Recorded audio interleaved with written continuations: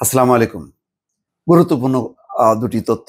একটি তুলসী গ্যাবার্ড, ট্রাম্পের নিরাপত্তা বা গোয়েন্দা পরিচালক, তিনি এখন সম্ভবত সুর পাল্টিয়েছেন।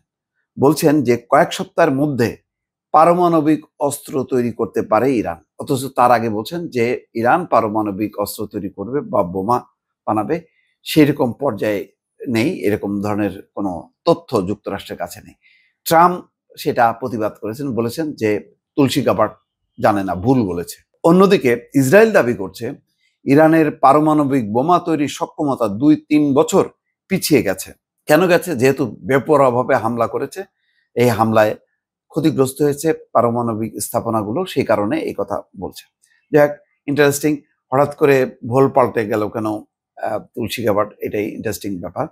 মার্কিন জাতীয় গোয়েন্দা বাহিনীর প্রধান তুলসী গ্যাবার্ড বলেছেন, যুক্তরাষ্ট্রের কাছে এমন তথ্য আছে যা থেকে ধারণা করা যায় ইরান চাইলে কয়েক সপ্তাহের মধ্যে পারমাণবিক অস্ত্র তৈরি করতে পারে। তুলসী গ্যাবার্ড এমন এক সময় কথা বলেন যখন মার্কিন প্রেসিডেন্ট ডোনাল্ড ট্রাম্প দুবার বলেছেন মিসেস গ্যাবার্ড ইরানের উদ্দেশ্য নিয়ে ভুল বলেছেন। মূলত ইরান বারবার জোর দিয়ে বলেছে যে তাদের পারমাণবিক কর্মসূচি শান্তিপূর্ণ এবং দেশটির ইউরেনিয়াম সমৃদ্ধ করার সার্বভৌম অধিকার তাদের আছে। তবে ট্রাম্প এবং নেতানিয়াহু সে কথা মানতে নারাজ। প্রসঙ্গত, গত মার্চ মাসে সিনেট কমিটির শুনানিতে মিডিয়ার বিরুদ্ধে তার বক্তব্য বিকৃত করার অভিযোগ করেন তুলসী। তখন তিনি বলেছিলেন যে গোয়েন্দারা বিশ্বাস করে না যে ইরান পারমাণবিক অস্ত্র তৈরি করছে। কিন্তু সম্ভবত ট্রাম্পের ভয় বা ধমকে এখন তুলসী গ্যাবার্ড তার অবস্থান পরিবর্তন করেছে। খুবই ইন্টারেস্টিং ব্যাপার যে এই ধরনের ক্ষেত্রে যেটা হয়, মতবিরোধ হলে মার্কিন কর্মকর্তারা তার দায়িত্ব থেকে পদত্যাগ করেন। কিন্তু তুলসী গ্যাবার্ড দায়িত্ব পেয়ে মতবিরোধও করছে, আবার তার ভোল পাল্টে ডোনাল্ড ট্রাম্পের সুরে আবার কথা বলছেন। ইরানের উপর সপ্তাহব্যাপী হামলার পর শনিবার ইসরায়েল দাবি করেছে তারা ইতিমধ্যে তেহরান পারমাণবিক কর্মসূচি অন্তত ২-৩ বছর পিছিয়ে দিতে সক্ষম হয়েছে। একদিন আগে মার্কিন প্রেসিডেন্ট ডোনাল্ড ট্রাম্প হুঁশিয়ারি দিয়ে বলেন, ইরানের হাতে সর্বোচ্চ ২ সপ্তাহ সময় আছে।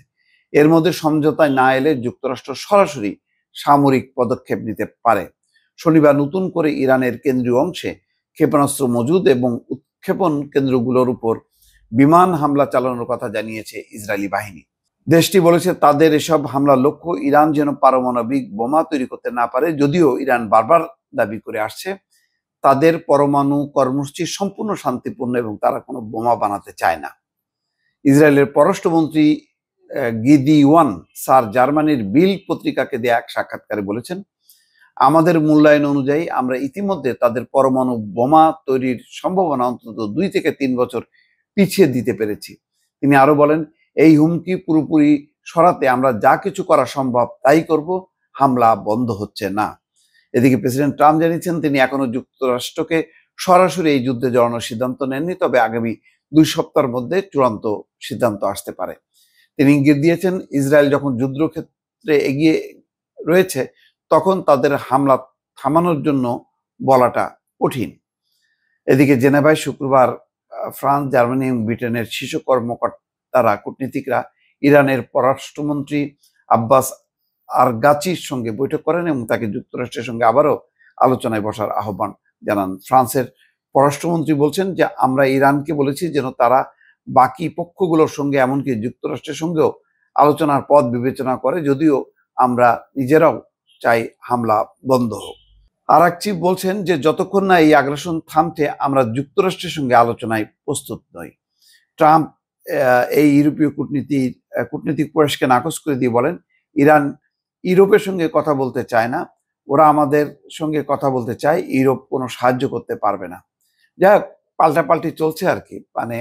এখন মোট কথা, ডোনাল্ড ট্রাম্প বলছেন তিনি যেটা চাইবেন সেটাই যাতে ইরান করে। তো ইরান এই ব্যাপারে বলছে হামলা বন্ধ করতে হবে, তারপরে আলোচনা। এই কূটনৈতিক ঝড়ঝাপটার মধ্যে ইসরায়েল থেমে নেই, ইসরায়েল হামলা চালিয়ে যাচ্ছে তার লক্ষ্যবস্তু অনুযায়ী। তারা তো বলেছে সেনাপ্রধান যে ১ বছর আগেই তারা সমস্ত পরিকল্পনা করেছে এবং সেই অনুযায়ী টার্গেট অনুযায়ী তারা এখন হামলা চালাচ্ছে। এখন দেখা যাক ইরান এই হামলার বিপক্ষে কতখানি সক্রিয় থাকতে পারে। দর্শক ভালো থাকবেন, আল্লাহ হাফেজ।